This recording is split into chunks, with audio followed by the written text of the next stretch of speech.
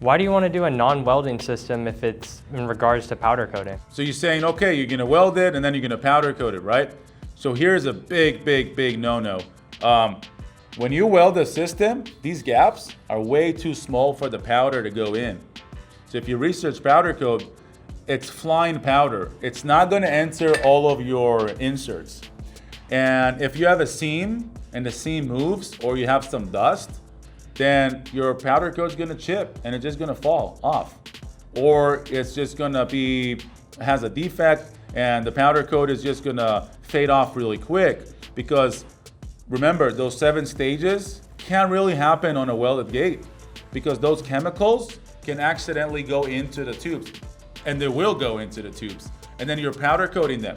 And when you're powder coating them, you lock them in and they wanna fly out. And how they fly out, they break your powder coat and they fly out and gas releases. So that's 2 points in one question. Welded, why not to do welded? And why a non-welding system is stronger.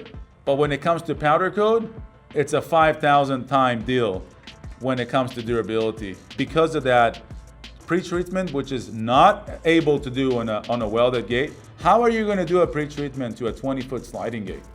You can't. You can't do that.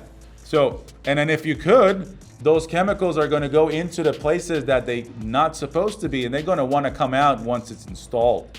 So doing an ALU Globus system where it's all coated before, and then great, you coated it before, but you have the rigid systems, now you broke a record where you have the best coating, the best stages with the best materials.